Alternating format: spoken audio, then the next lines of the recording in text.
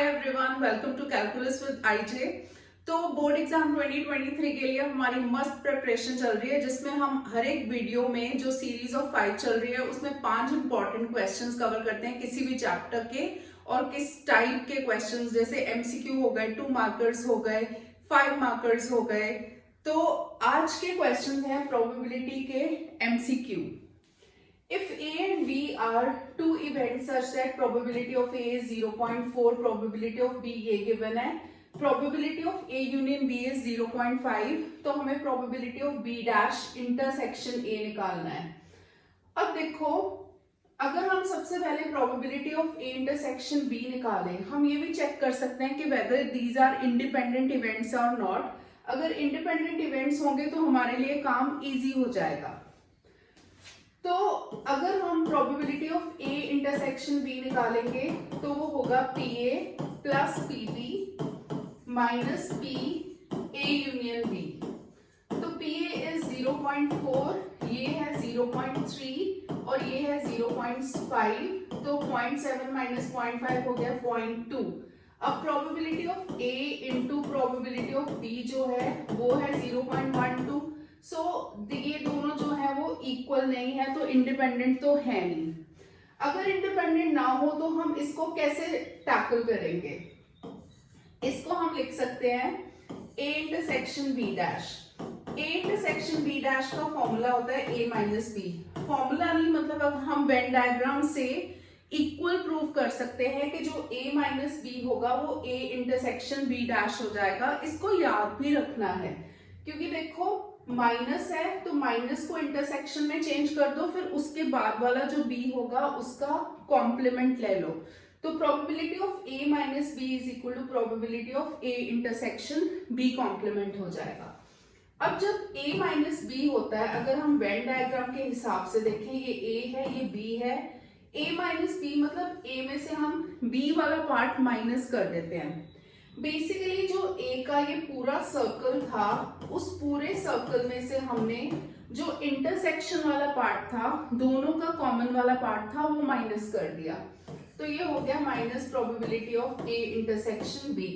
Probability of A तो है 0.4, तो जो हमने स्टार्टिंग में निकाला था हमारे काम तो आ ही गया। Probability of A intersection B is 0.2, तो आंसर इज 0.2, पर आंसर्स हमें फ्रैक्शन में गिवन है, तो ये हो जाएगा 2/10 विच इज इक्वल टू 1/5। तो हमारा ऑप्शन है ऑप्शन डी। सेकेंड क्वेश्चन में अब देखो इंडिपेंडेंट इवेंट्स गिवन है। इंडिपेंडेंट इवेंट्स है फिर तो सॉर्टेड है life. Probability of A is 1/3, probability of B is 1/4, B dash such that A has occurred।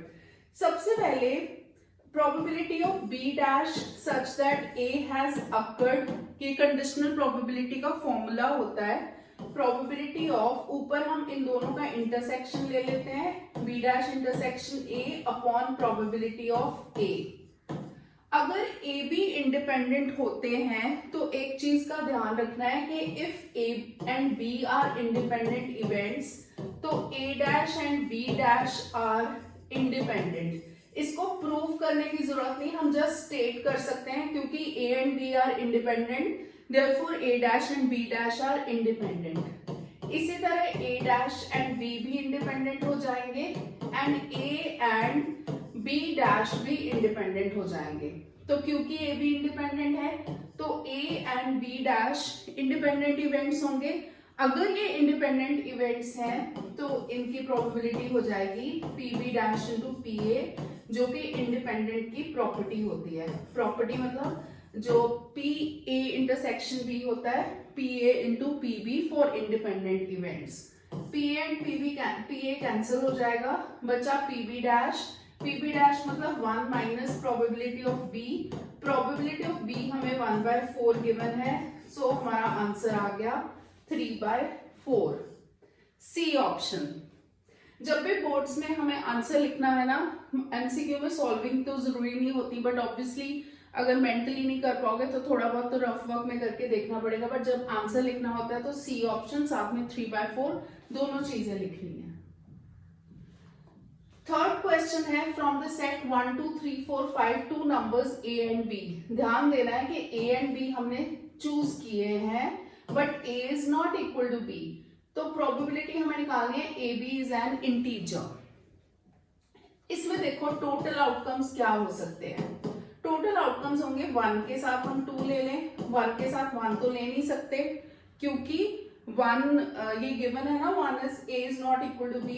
Then 1 के साथ 3 ले लें, 1 के साथ 4 ले लें, 1 के साथ 5 ले लें। तो इसी तरह 2 के साथ 1, यहाँ पे 1 2 2 1 दोनों को अलग अलग लेना है क्योंकि हमें चेक करना है कि फर्स्ट वाला डिवाइडेड बाय सेकंड वाला a अपॉन b इंटीजर है या नहीं।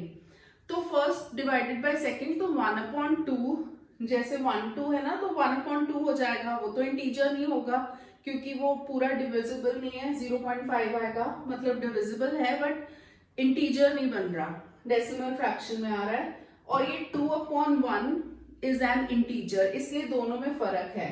अब 2 के साथ हम 2 तो ले नहीं सकते, तो 2 3 2 4 2 5, और अब 3 के साथ लेंगे 3 1 3 2 3 3 ले नहीं सकते, 3 4 3 5। जब हम 4 के साथ लेंगे 4 1 4 2 4 3 4 5। इसी तरह जब 5 के साथ लेंगे तो 5 1 5 2 5 3 5 4। तो ये हमारे टोटल जो है, हर एक में 4 4 है ना, तो टोटल 20 आउटकम्स हो गए। सो 20 आउटकम्स जो है हमारे वो टोटल आउटकम्स हैं। अब हमें देखना है a upon B is an integer, तो हम चेक करते हैं इनमें से कौन कौन से इंटीजर है। 1 अपॉन 2 1 अपॉन 3 1 अपॉन 4 1 अपॉन 5 तो नहीं है इंटीजर्स।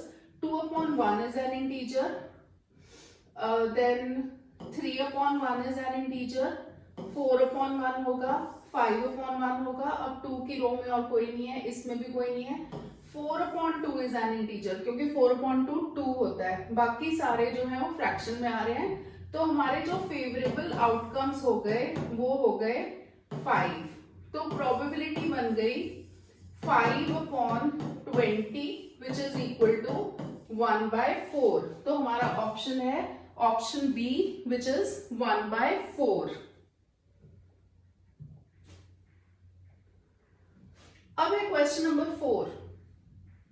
बैग में 3 व्हाइट बॉल्स हैं, 4 ब्लैक बॉल्स हैं, 2 रेड बॉल्स हैं। टोटल देख लें कितनी बॉल्स हैं।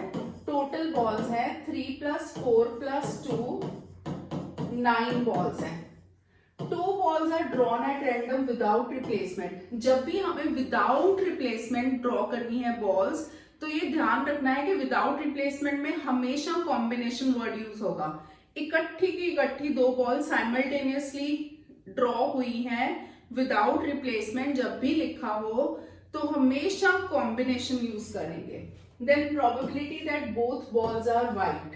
तो फेवरेबल जो होगा आउटकम, फेवरेबल होगा कि दोनों बॉल्स व्हाइट हैं, मतलब जो 3 व्हाइट में से 2 बॉल्स सिलेक्ट हुई हैं, तो ये 3C2 हो जाएगा। एंड टोटल आउटकम्स तो 9C2 हो जाएंगे, तो प्रोबेबिलिटी हो जाएगा 3C2 डिवाइडेड बाय टोटल 9 में से 2 बॉल्स ड्रॉ हुई हैं। अब एनसीआर का फॉर्मूला होता है 3 factorial upon 2 factorial into 3 - 2 1 factorial. नीचे ऐसे ना डिवाइडेड बाय लिख लो, 9 फैक्टोरियल अपॉन 9 - 2 हो जाता है 7 फैक्टोरियल इंटू 2 फैक्टोरियल। तो ये हो गया 3 फैक्टोरियल अपॉन 2 फैक्टोरियल। जब इसको इंटू करेंगे तो 2 फैक्टोरियल 7 फैक्टोरियल एंड 9 फैक्टोरियल को 9 × 8 × 7 फैक्टोरियल लिख सकते हैं। ये दोनों कैंसिल हो गए, 2 फैक्टोरियल कैंसिल हो गए। जो 3 फैक्टोरियल होगा 3 × 2 × 1 होगा अपॉन 9 × 8, तो 3 × 3 इज 9, 2 × 4 इज 8, आंसर इज 1/12। तो हमारा ऑप्शन है सी विच इज 1/12। अब है last question, given 2 independent events A and B। Independent अब ऑलरेडी गिवन है। Probability of A is 0.3, probability of B is 0.6, probability of A' intersection B' निकालना है। जैसे कि मैंने अभी बताया था कि if A and B are independent, तो उसको जस्ट कोई प्रूव करने की जरूरत नहीं है, तो A dash and B dash भी इंडिपेंडेंट होंगे। In fact A dash and B भी इंडिपेंडेंट होंगे, A एंड B डैश भी इंडिपेंडेंट होंगे। तो A dash B dash independent है, that means probability of A dash intersection B dash हो जाएगा probability of A dash into probability of B dash. Probability of A given है 0.3, तो probability of A dash हो जाएगा 1 minus probability of A, तो 1 minus 0.3 is 0.7 and probability of B dash हो जाएगा 1 minus 0.6 which is 0.4, तो 0.7 into 0.4 is 0.28, तो हमारा ऑप्शन है सी ऑप्शन। तो ये बहुत सारे ये जो है प्रोबेबिलिटी के बहुत इंपॉर्टेंट वाले एमसीक्यू मैंने कवर किए हैं। तो इसी तरह से सीरीज को फॉलो करते रहो to get 100% in your board exams, and please don't forget to like, share and subscribe. Thank you for watching.